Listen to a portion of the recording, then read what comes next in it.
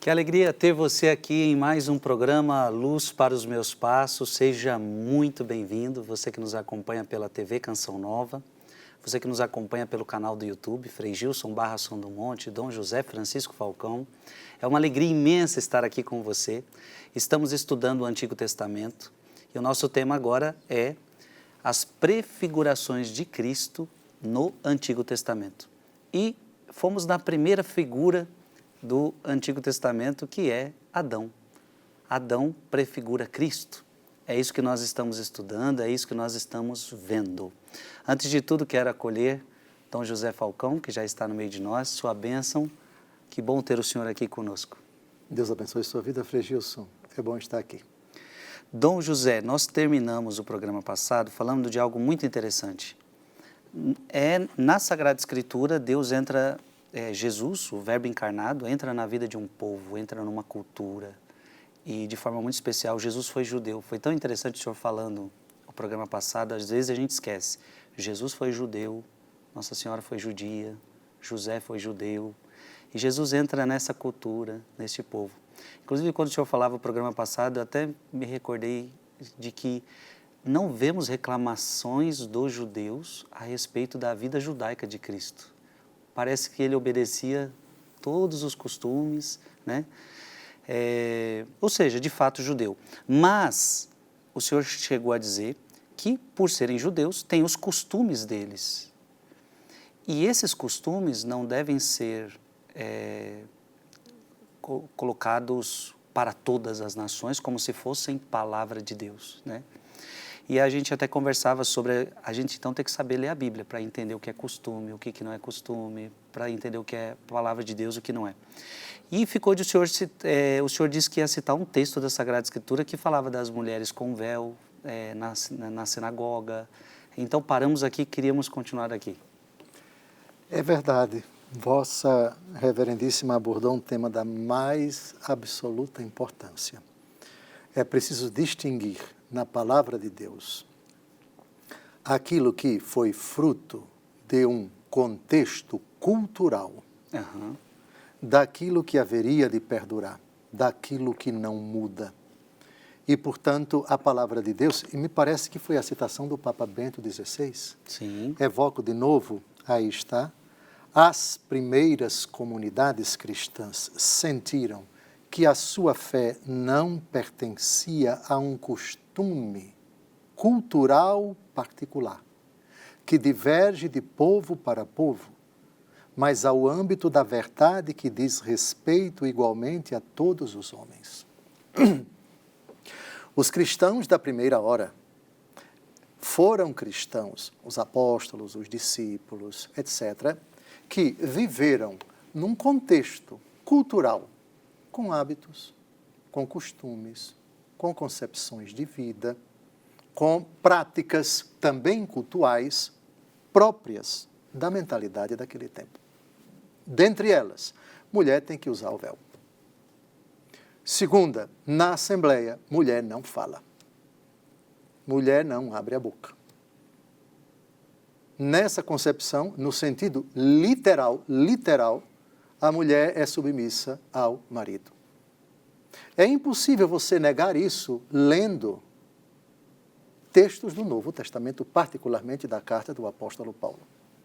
Mas, por uma questão de honestidade, é preciso primeiro ler o texto direito para perceber. Uma coisa é a constatação dos costumes de agora. São Paulo relata o costume, respeitando o costume, mas apresentando a novidade, que é o avanço, vamos chamar isso de descontinuidade na continuidade. A continuidade da fé judaica, a fé em Abraão, do Deus de Abraão, de Isaac e de Jacó, e a fé em Jesus Cristo. Aí, os costumes de lavar as mãos, de observância de determinados ritos no templo, de determinadas proibições, de determinadas prescrições, eles vão sendo respeitados pela igreja e, com o passar do tempo, uma outra mentalidade se impõe, uma nova concepção se impõe a respeito desses costumes. Esses perderam a sua razão de ser.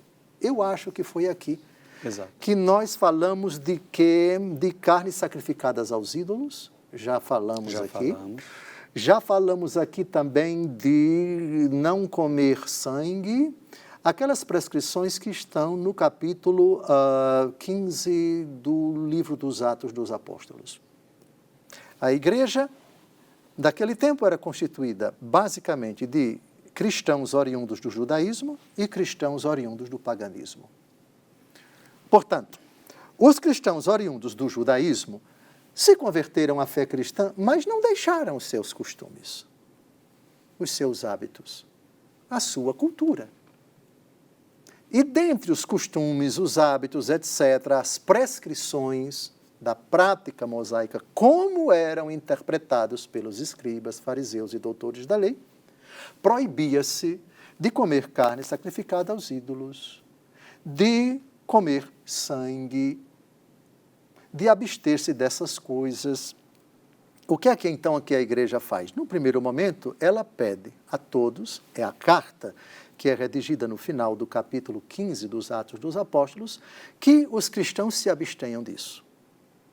Isso naquelas comunidades onde a grande maioria de membros era oriunda do judaísmo.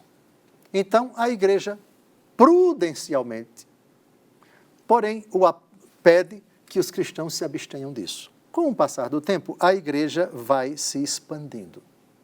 E em muitas comunidades do mundo antigo, do Império Romano, aquelas comunidades têm, em sua grande maioria, pagãos, cristãos oriundos do paganismo, e poucos judeus. Outras comunidades praticamente não têm judeus, mas a grande maioria é oriunda do paganismo. Ali, essas prescrições de não comer carne, disso, daquilo, outro, não significavam nada. Aí vimos aqui, em vários programas, São Paulo dizendo que o alimento, comendo, você não... comer nada vale, não comer nada vale, mas o que vale é a fé em Jesus Cristo. Pede também que as pessoas, diante de alguém que tem uma consciência fraca, que você se abstenha, não porque o alimento seja mau em si, mas para não chocar o coração da pessoa. O próprio Jesus diz, exato, o próprio Jesus diz que todos os alimentos são puros, Marcos capítulo 7. Então, nessa transição, nessa mudança da configuração da igreja quanto aos membros que são oriundos de determinados lugares, oriundos do judaísmo, vem com essa mentalidade. Vamos então respeitar, mas não que comer valha alguma coisa e não comer valha alguma coisa. Foram normas prudenciais para aquele momento. E já vimos vários textos aqui, não é o momento de a gente repetir, assistam aos vídeos anteriores. A igreja, com o passar do tempo, vai se não mais considerando necessário você observar determinadas proibições, determinadas prescrições que valeram cultural, contingencialmente, para os cristãos da primeira hora durante um certo tempo. Isso vai também ter repercussão em certas mentalidades quanto à mulher.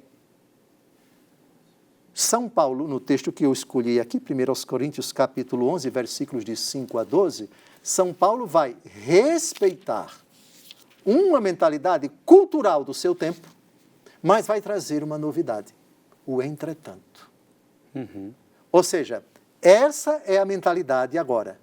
Entretanto, ou seja, todavia, o versículo 12 vai ser a chave da leitura. Vamos ler esse texto para a gente compreender que, quando São Paulo atesta um determinado hábito cultural, uma determinada mentalidade da cultura e também da prática religiosa dos judeus do seu tempo, considerando que os judeus convertidos ao cristianismo, ou seja, os cristãos oriundos do judaísmo, ainda tinham essas práticas muito impregnadas, muito vivas na sua memória, ele relata, respeita, mas apresenta a visão cristã que é diferente daquela, a visão da igualdade. Não digo igualdade genética, igualdade de sexo, ou seja, como se tudo que o homem faz a mulher tem que fazer e tudo que a mulher faz o homem tem que fazer. Não, é igualdade num outro sentido, da dignidade de criatura de Deus, imagem e semelhança de Deus, e igualdade essencial, a mesma dignidade de filhos de Deus, apesar da diversidade dos dons e dos carismas, coisas que a gente vai ver mais para frente. Vamos ao texto, porque esse texto é clássico. Aqui eu pediria a vocês o seguinte: não leiam um versículo sem o anterior e sem o posterior. Não leiam um raciocínio sem que ele chegue à conclusão.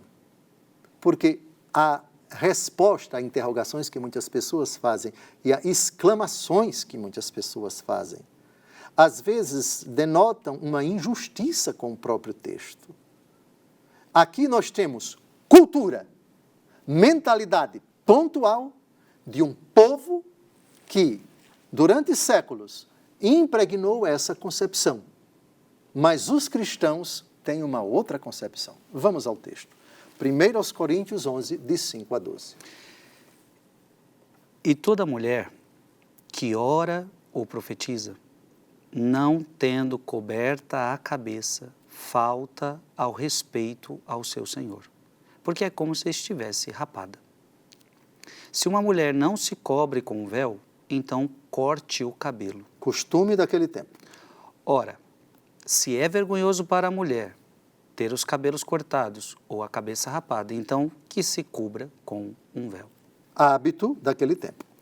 Quanto ao homem, não deve cobrir sua cabeça, porque é imagem e esplendor de Deus. A mulher é o reflexo do homem. Concepção antropológica do homem e da mulher daquele tempo. Continue.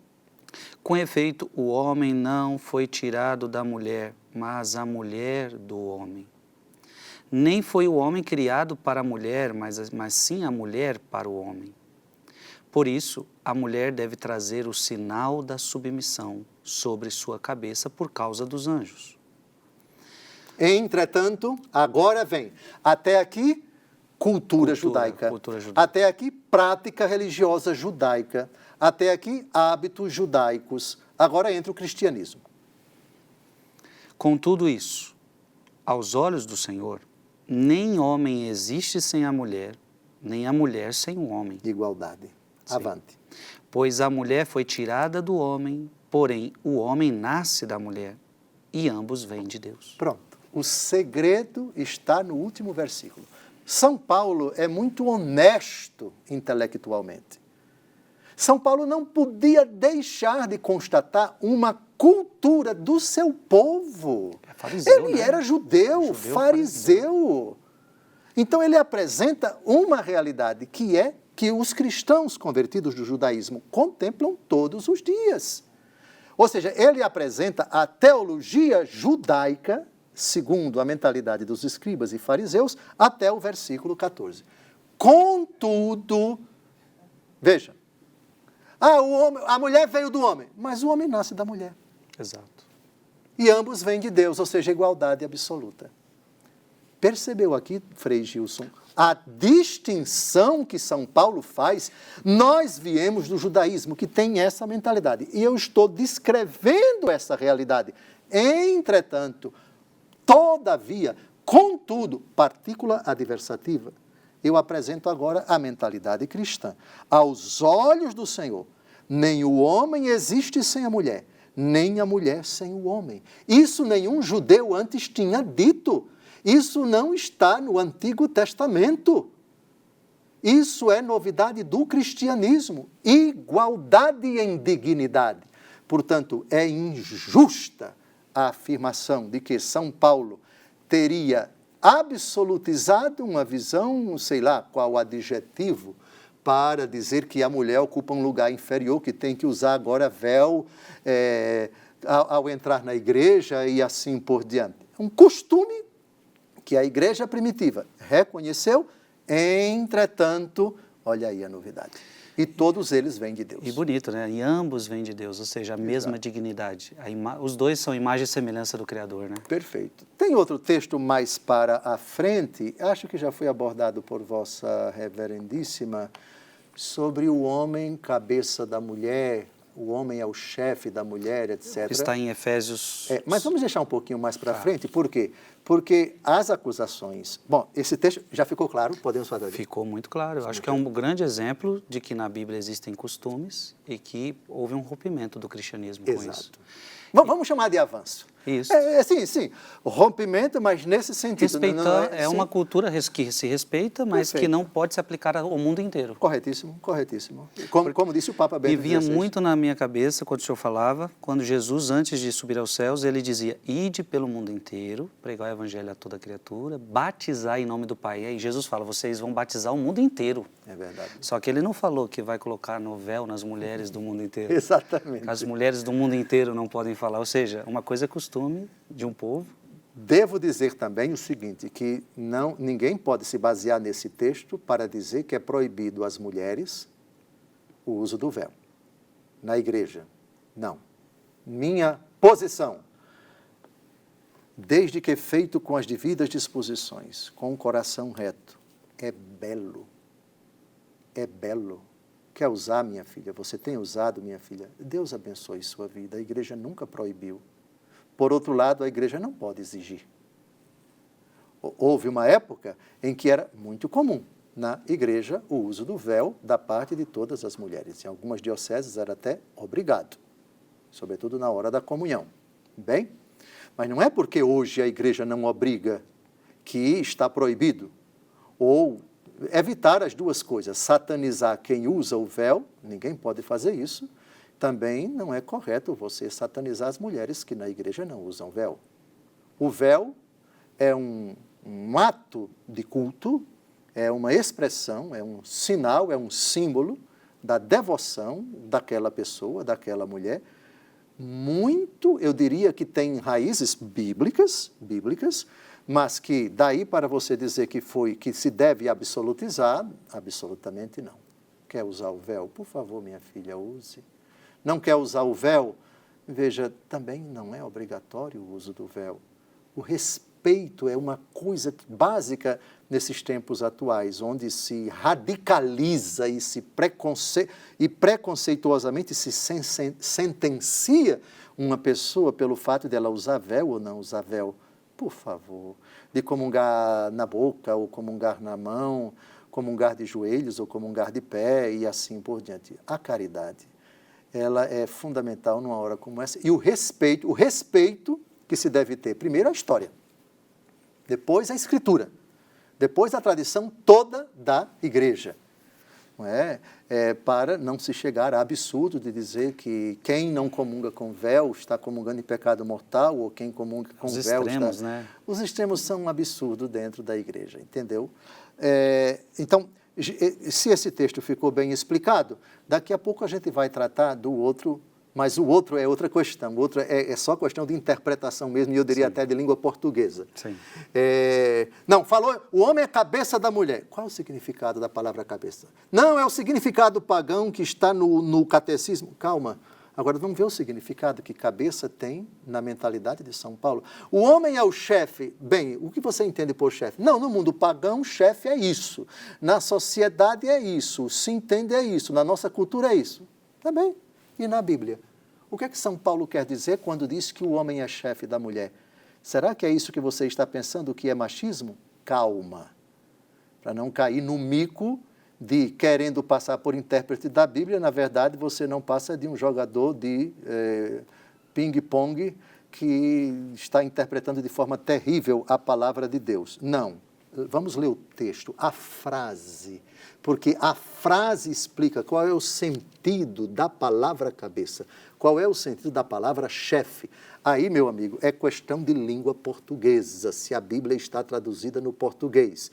E o contexto, o texto no contexto, ajuda a entender que cabeça é aquele que ama e dá a vida pela pessoa. E chefe é aquele que se entrega pela pessoa. Não é chefe no sentido sociológico, no sentido do trabalho do seu patrão, aquele que pensa, aquele que decide os outros que são vassalos. Não é esse o sentido. O instrumental linguístico, ele adquire muitos sentidos dependendo da pessoa que escreve, da forma como essa palavra é colocada no texto. E o próprio contexto ajuda você a entender o sentido que a palavra cabeça, o sentido que a palavra chefe adquire. Mas vamos agora ao Catecismo da Igreja Católica, posição oficial da Igreja Católica sobre a dignidade do homem e da mulher, parágrafo 369, leia, por favor. O homem e a mulher são criados, isto é, são queridos por Deus, por um lado, em perfeita igualdade como pessoas humanas, e por outro, em seu respectivo ser de homem e de mulher. Ser homem, ser mulher, é uma realidade boa e querida por Deus. O homem e a mulher têm uma dignidade insuperável que lhes vem diretamente de Deus, seu Criador. O homem e a mulher são criados em idêntica dignidade, à imagem de Deus. Em seu ser homem e em seu ser mulher, refletem a sabedoria e a bondade do Criador. Ficou claro?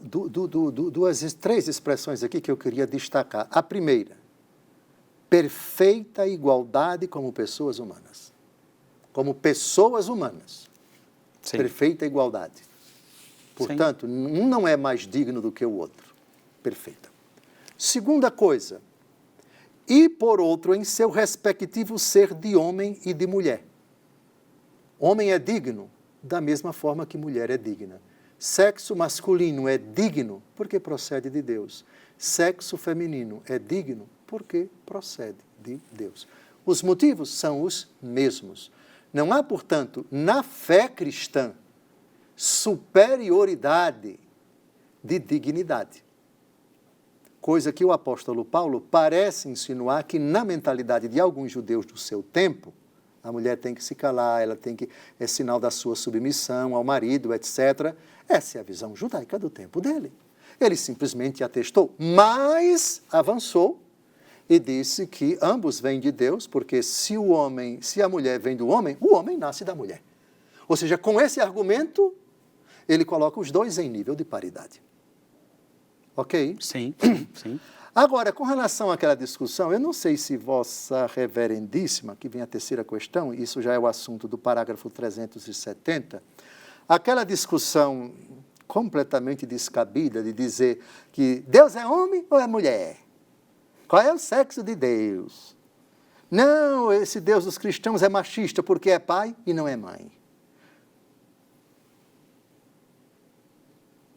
Deus, às vezes, se compara com a mãe. Lembra daquele texto? Poderia a mãe se esquecer do seu filho? Ainda que ela se esquecesse, eu não me esqueceria do meu povo, etc, etc. Bem, em sentido analógico, você pode falar do amor, veja, com um monte de aspas, materno de Deus. Bem, sim, eu diria aqui o sentido poético, ou seja, Deus nos ama com a ternura materna, tudo bem.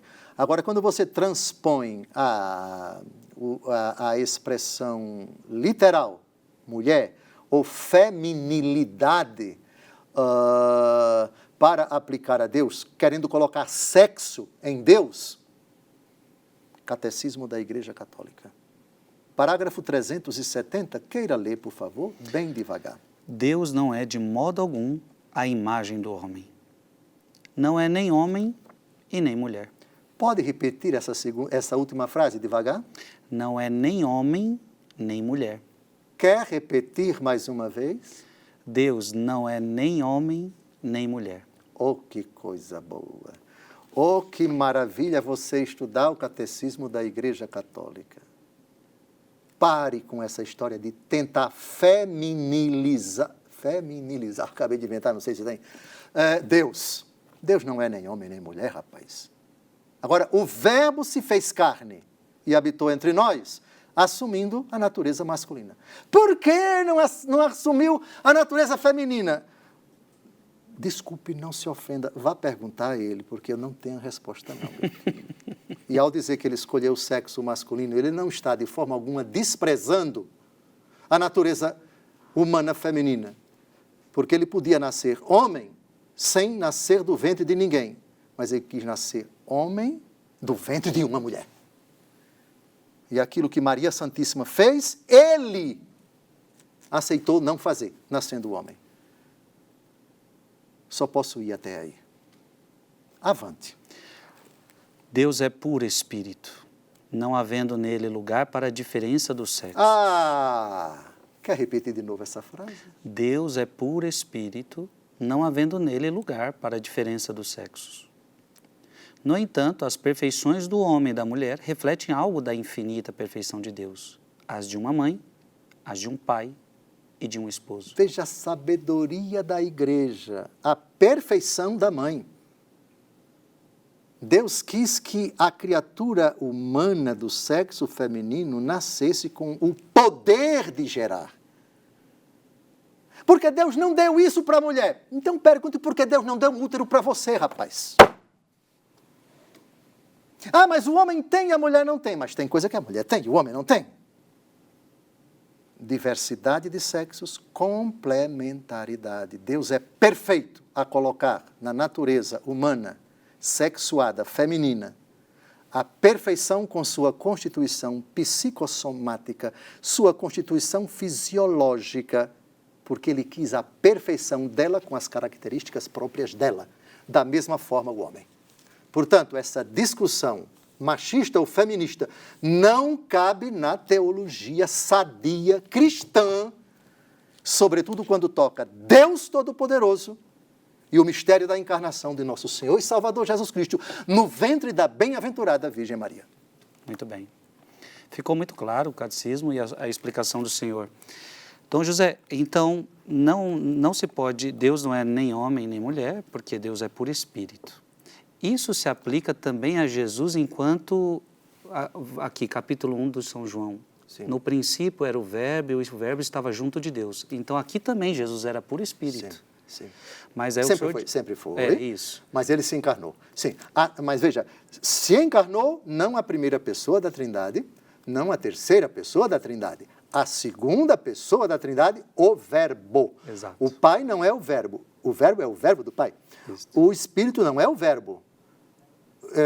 Foi doado, é dom do Pai e do Verbo, do Pai e do Filho. Mas quem se encarnou foi o Verbo. E aí, quando ele se encarna, agora sim, ele assume a natureza humana. E aí é o que o senhor disse. Vai perguntar para ele, mas ele se encarnou no sexo masculino. Sim. Agora, a pergunta também para o senhor é o seguinte, quando nós falamos do Pai, Deus Pai, também não tem sexo, obviamente, porque ficou bem claro aqui, mas atribui-se à primeira pessoa da Santíssima Trindade uma figura paterna, Deus Pai, em nome do Pai, do Filho, batizar em nome do Pai, né? Então, por que também ao Pai é atribuído essa figura mais masculina? Pergunta da mais alta importância. Eu vou responder com textos da Escritura. A resposta está no Antigo Testamento, mas no próximo bloco. Porque já acabou este nosso bloco. Veja, primeiro bloco, nós esperamos você daqui a pouco, tá bom?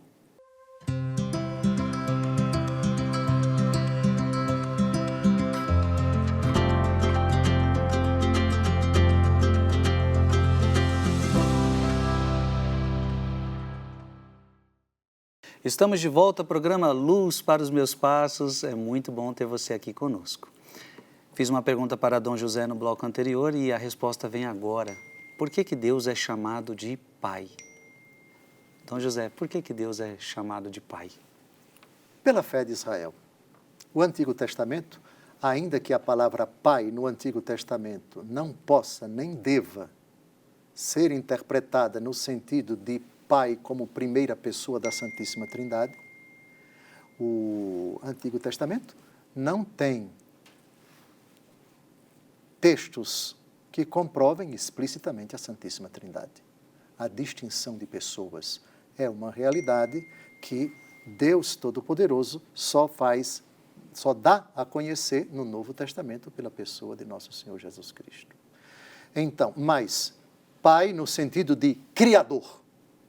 Sim. Essa ideia de Pai ela é herdeira da fé de Israel. Se uma pessoa quiser dizer o seguinte, não, mas em muitas culturas, tem determinadas civilizações, determinados povos, em que a principal figura divina não era uma figura masculina, mas feminina, uma deusa.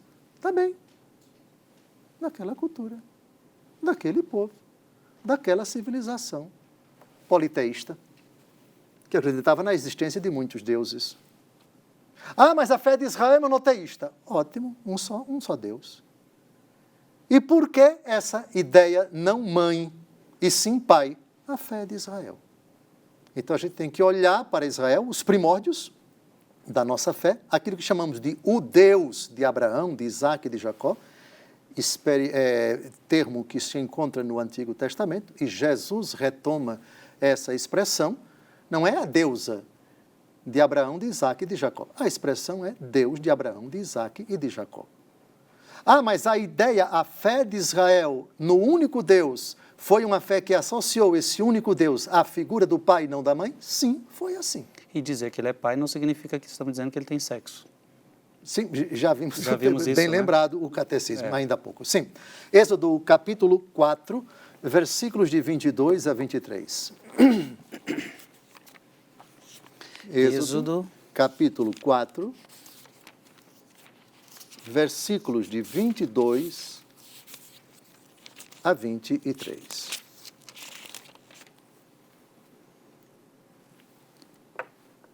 Tu lhe dirás, assim fala o Senhor, Israel é meu filho primogênito.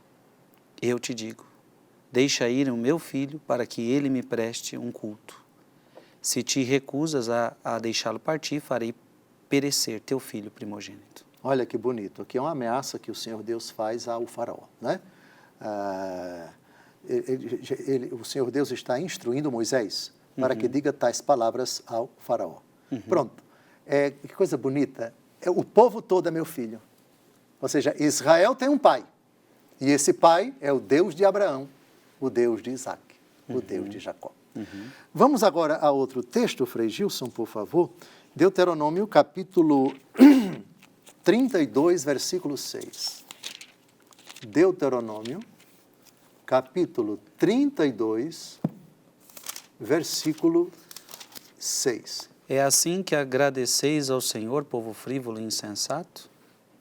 Não é Ele teu Pai, teu Criador, que te fez e te estabeleceu?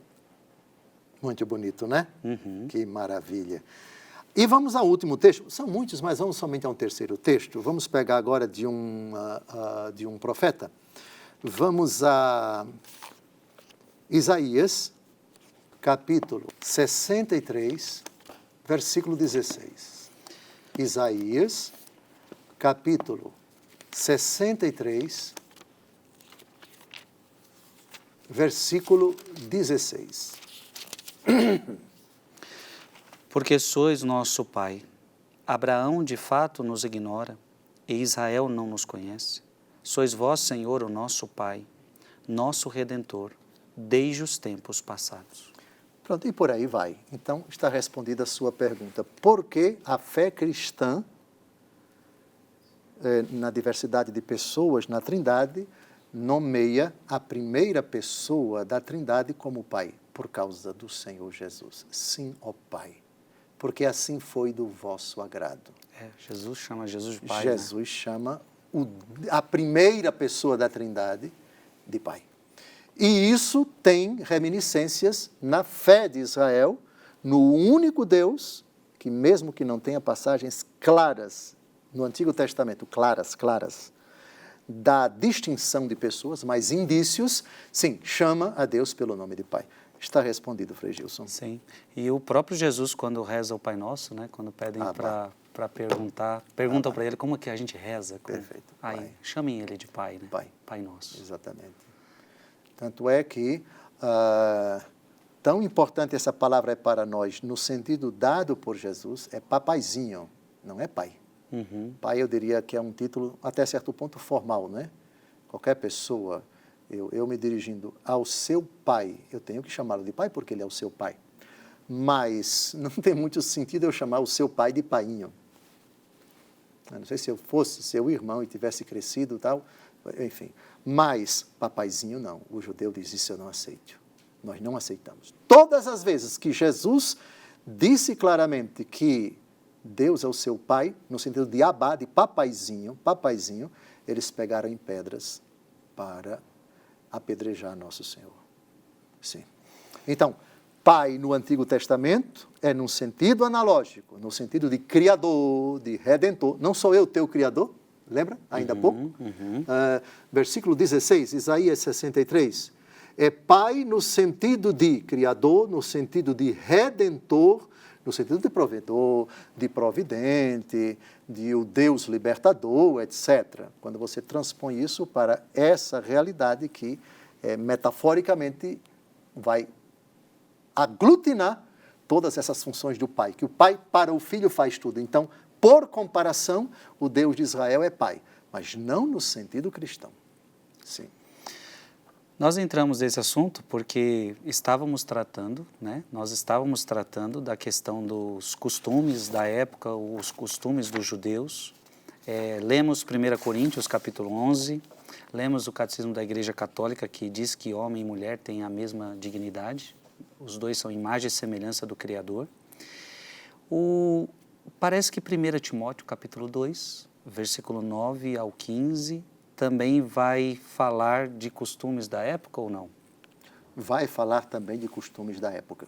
Por favor, eu pediria de novo, quer dizer, pedir, não advertir, mas pedir, que a leitura de textos do Novo Testamento que descrevem mentalidades das quais os cristãos vão se libertando paulatinamente, que fossem lidas com bastante objetividade.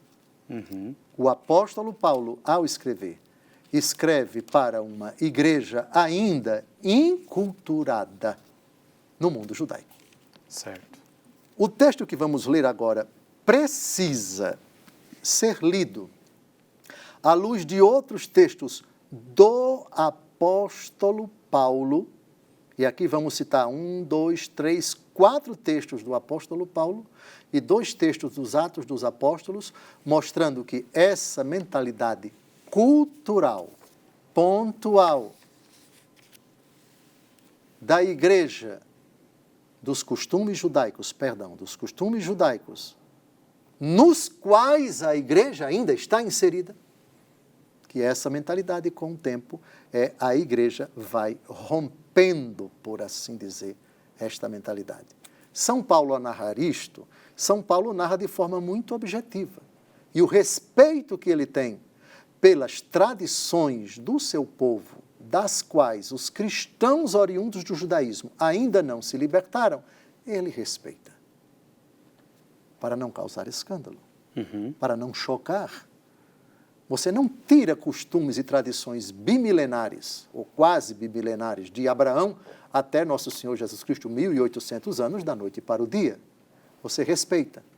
Mas é preciso que você leia esse texto com outros textos do Novo Testamento, onde, em comparação com essa mentalidade que vai aparecer agora, há uma revolução, por assim dizer. Ou seja, a mulher não é mais concebida segundo esses moldes culturais próprios do judaísmo. Nascemos aqui no seio dessa cultura, mas não estamos atrelados a ela. Porque a igreja deve conservar a verdade. E aquilo, cada povo tem sua cultura, tem seus hábitos, tem seus costumes. Nós pregamos a verdade que nasce nessa cultura, mas está para além dela. Vamos então ao 1 Timóteo, capítulo 2. Antes de irmos, Dom José, uma pergunta. Então, eu poderia dizer que a Bíblia, nós vemos então na Sagrada Escritura muita coisa de costumes judaicos, da cultura judaica. Então, pode-se então dizer que a Bíblia, ela nasce nesse contexto judaico, ela é escrita dentro desse contexto judaico. Portanto, e por isso que na Bíblia vamos ver cultura judaica. Perfeito. Por exemplo, o costume de todos os anos subir a Jerusalém. Era um costume? Sim. E uma obrigação também. Jesus se adequou a esses costumes? Sim.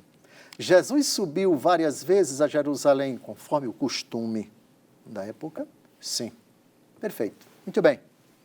Esse costume está atrelado à prática da lei de Moisés, correto? O templo foi destruído. Se você pegasse essa informação, esse texto, e levasse ao pé da letra, não, assim como Jesus subiu ao templo. Nós temos que todos os anos ir a Jerusalém, então, de avião, ou de carro, ou de barco, para cumprir... Os pobres estariam... Os pobres não... Perfeitamente. Outra coisa, a circuncisão, outra coisa, a apresentação do menino Jesus no templo, apresentar a criança no templo era uma obrigação prevista na lei de Moisés. Isso fazia parte também, por causa da religião, da cultura judaica. Certo? A observância de certas festas, a proibição de certas comidas e assim por diante. Jesus se adequou a tudo isso, mas não esteve atrelado a tudo isso. Espigas colhidas em dia de sábado, é lícito ou não pagar o tributo a César, o que é que o senhor tem a dizer a respeito disso, daquilo, apedrejar a mulher porque está na lei judaica. Todos esses episódios mostram primeiro, o respeito de Jesus pela lei judaica, mas também a interpretação que ele dá, o avanço que ele dá, a novidade que ele traz em se tratando de costumes, de tradições e de interpretações também de certas prescrições da lei mosaica. Vamos, então, a 1 Timóteo 2, de 9 a 15? Do mesmo modo, quero que as mulheres usem traje honesto, ataviando-se com modéstia e sobriedade. Seus enfeites consistam não em primorosos penteados, ouro, pérolas, vestidos de luxo, e sim em boas obras, como convém a mulheres que professam a piedade. A mulher ouça a instrução em silêncio com o espírito de submissão. Atenção! Como é que a gente prova que isso daqui era um costume típico dos judeus e valeu para aquela época e não vale mais para toda a igreja hoje? A resposta vai ser dada daqui a pouco. Leia o texto no contexto do versículo, no contexto do raciocínio e no contexto de toda a Bíblia. Contexto de toda a Bíblia. Olha o respeito dele pelo costume das mulheres no templo. Continue. Antes de a gente continuar, o 9, pelo que eu li aqui, poderia ser aplicado até os dias de hoje. Sim. Ou seja, porque fala que a mulher deve se vestir com honestidade, com modéstia, com sobriedade. Aqui ele apresenta a visão cristã. Depois ele lembra... No versículo seguinte já é um costume da época. Já é um costume da época. E sim em boas obras, como convém a mulheres que professam a piedade. Aí o versículo 11. A mulher ouça a instrução em silêncio, com espírito de submissão. Isso é um traduzindo, costume. O nosso costume, por enquanto, é esse. E vamos respeitar isso. Atenção, cuidado, que mais para frente a igreja vai ter profetisas, viu? A igreja vai ter mulher que no templo, sem dúvida alguma, vai ouvir, mas vão ter um protagonismo tremendo no anúncio da palavra de Deus. Calma, calma, daqui a pouco. Continue. Versículo 12. Não permito a mulher que ensine nem que se arrogue autoridade sobre o homem, mas permaneça em silêncio. Ocorre que uma mulher vai exercer autoridade sobre ele. Ela que vai ser catequista dele. Maria Santíssima. Não. Damares. Entendi. Damares em Atenas. É que eu já lembrei de Maria, que exerceu autoridade sobre Cristo também. Sim, lógico. Mas eu estou falando como catequista. Sim. Bom, que Nossa Senhora foi catequista, sem dúvida alguma. Mas vamos tratar aqui de quem exerceu autoridade sobre São Paulo. Ele diz, eu não permito que a mulher exerça autoridade sobre o homem, mas permaneça em silêncio. Mais para frente ele vai permitir. Mais para frente a gente vai ver Damares ensinando o catecismo para ele. Catequizando São Paulo. Por favor, avante. Versículo 13. Pois o primeiro a ser criado foi Adão, depois Eva. E não foi Adão que se deixou iludir, e sim a mulher que, enganada, se tornou culpada de transgressão.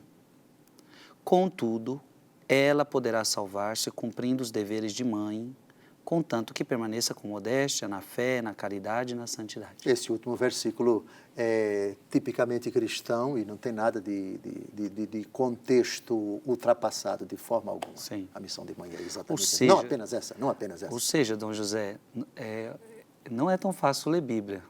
porque um texto tão pequenininho, o senhor falou aqui, ó, este versículo pode ser aplicado a todos, até os dias de hoje. Esse também. Agora, bem colocado. Por que eu disse que esse versículo não pode ser aplicado aos dias de hoje? Pela própria prática dos apóstolos que a gente vai ver agora. Exato. Então, lendo a Bíblia, você percebe. São Paulo diz aqui uma coisa. A mulher tem que ficar em silêncio. E mais para frente, ele vai mostrar outros textos em que a mulher está pregando, a mulher está profetizando, a mulher está exercendo um papel importantíssimo no Novo Testamento. Qual é a conclusão? Houve contradição? Não houve contradição. Houve o respeito de São Paulo a um costume local pontual e depois a igreja. Veja, Atenas. Onde está Atenas? Capital da Grécia. Europa.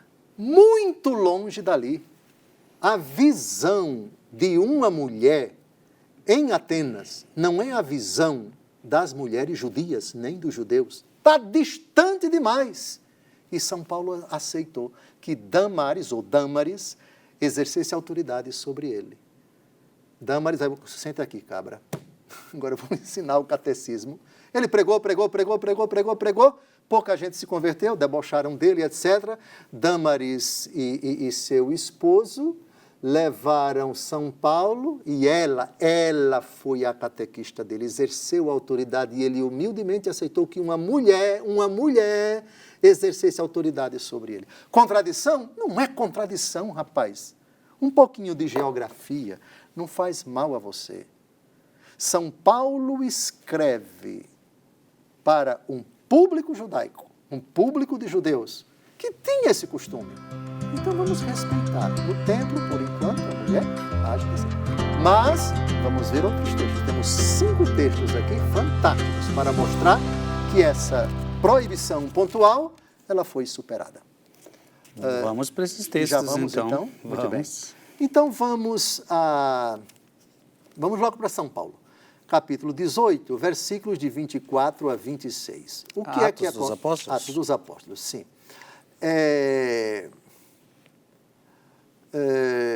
São Paulo vai ser catequizado por 2 mulheres. Priscila e Dâmaris. Priscila, vamos logo a Priscila. Atos dos Apóstolos, capítulo 18,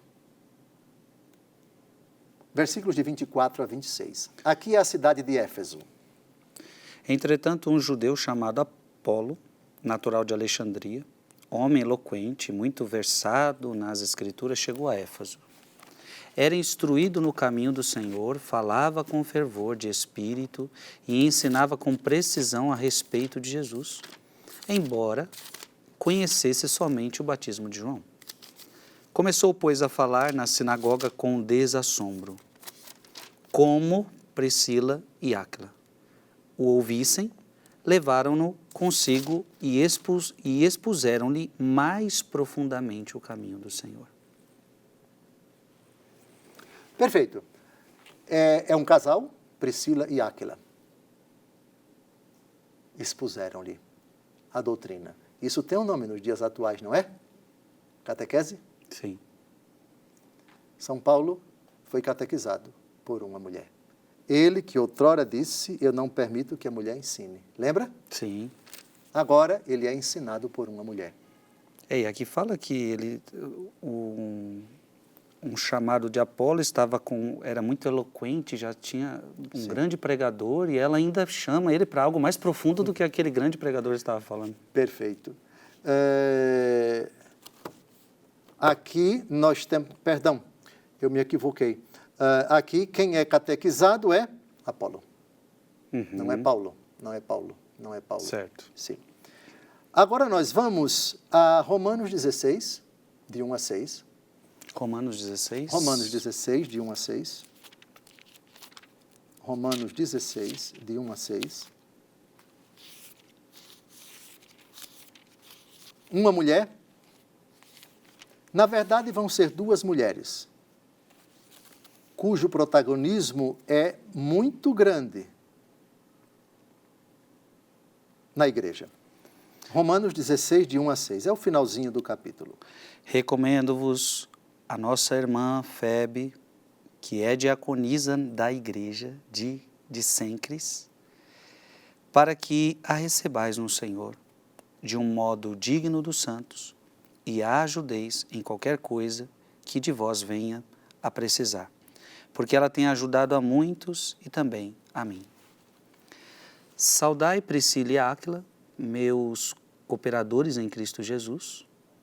Pela minha vida, eles expuseram as suas cabeças. E isso lhes agradeço, não só eu, mas também todas as igrejas dos gentios. Saudai também a comunidade que se reúne em sua casa. Saudai o meu querido Epneto, que foi as primícias da Ásia para Cristo. Saudai Maria, que muito trabalhou por vós. Vejam as mulheres atuando na igreja. Ele que disse, eu não permito que a mulher fale ou escute a instrução em silêncio, elas aqui é que estão dando a instrução. 3 mulheres. Vamos recordar aqui o nome das 3. Febe, diaconisa. Priscila, ou Prisca, e Maria. Olha aqui o protagonismo da mulher. Diaconisa seria o que naquela época? Seria uma ordem, não no sentido do sacramento da ordem, um grupo de fiéis reconhecido como um carisma oficial dentro da igreja. Então você tem a ordem das virgens, você tem a ordem das viúvas, você tem a ordem das diaconisas. Alguns padres da igreja e alguns exegetas atribuem a essas diaconisas o serviço. O próprio nome diaconisa é aquela que serve. Então, é um serviço, digamos assim, veja no versículo 6, saudai Maria que muito trabalhou por vós. Sim. Um serviço bastante amplo que podia incluir pregação da palavra de Deus, como Estevão, como Dâmaris, como Priscila, como Febe, como Maria e como tantas outras. Sim. Então, você tinha várias categorias, por assim dizer. Cada categoria ela tinha uma finalidade, uma atribuição própria na igreja. Viúvas, virgens, diaconisas e assim por diante. A igreja ela tinha, digamos assim, vários carismas, onde que elas recebiam da própria igreja uma função a desempenhar no seio da comunidade. Então, José, o nosso tempo está acabando. O senhor acha que dá para falar todas as citações ou vamos ficar para o próximo? Filipenses, capítulo 4, versículos de 1 a 3. Portanto, meus queridos, amados e saudosos irmãos, a alegria e coroa minha, continuai assim firmes no Senhor, caríssimo. Exorto a Evódia, exorto igualmente a Sintique, que vivam em paz no Senhor. E a ti, fiel Sínsigo, também rogo que as ajudes, pois que trabalharam comigo no Evangelho, com Clemente e com os demais colaboradores meus, cujos nomes estão escritos no livro da vida. Evódia e Sintique, 2 mulheres que ajudaram muito São Paulo na obra da evangelização. Uma prova de que São Paulo já rompeu com a mentalidade, digamos assim, que não permitia a mulher fazer absolutamente nada dentro da igreja, ou quase nada. Avante ainda, porque vamos a Atos 21, de 8 a 9. Profetizas. Partindo no dia seguinte, chegamos a Cesareia e entrando na casa de Filipe, o evangelista, que era um dos 7 diáconos, ficamos com ele. Tinha 4 filhas virgens que profetizavam. 4 filhas. Dentro da igreja, profetizas. Eu não permito que mulher fale, diz São Paulo numa ocasião. Aqui já temos uma outra concepção. Não é que ele mudou. Aquilo dali, quando ele proíbe, é fruto de um contexto cultural preciso. Agora nós somos cristãos. Sim. Já adquirimos a independência do judaísmo. E, finalmente, 1 Coríntios 11, versículo 5. E toda mulher que ora ou profetiza, não tendo coberta a cabeça, falta ao respeito ao seu Senhor, porque é como se estivesse rapada. Aqui a gente já leu, né? Já leu. Então, veja, eu não permito que mulher profetize. Aqui ele diz, profetize. Tem o 2 Timóteo de 1 a 5, que a gente ainda não leu. Conservo a lembrança daquela tua fé tão sincera, que foi primeiro a da tua avó, Lloyd, e de tua mãe, Eunice, e que não tenho a menor dúvida habite em ti também. A importância da avó na formação da fé de Timóteo. A Lloyd, a mãe de Timóteo, também 2 catequistas. Então, eu citei esses textos para mostrar essa distinção entre contexto cultural, que com o passar do tempo vai sendo deixado, e a nova visão da Igreja a respeito da mulher. Eu creio que esse programa ele foi muito importante para trazer a visão da Igreja e bíblica. Ou seja, você viu que não é tão simples assim. Não podemos pegar um texto da Sagrada Escritura sem um outro texto, sem um contexto e toda essa cultura judaica. Então ficou muito claro que na Bíblia, para o catecismo, para a tradição da Igreja, homem e mulher têm a mesma dignidade diante de Deus. E quando as pessoas leem de outra forma, mas aí é os pagãos tentando entender a Bíblia, né? Não com a fé da Igreja. Então foi muito importante o programa de hoje. Te encontramos semana que vem, se Deus quiser. Vamos pedir a bênção de Deus. Abençoe-vos Deus Todo-Poderoso, Pai e Filho e Espírito Santo. Amém. Amém.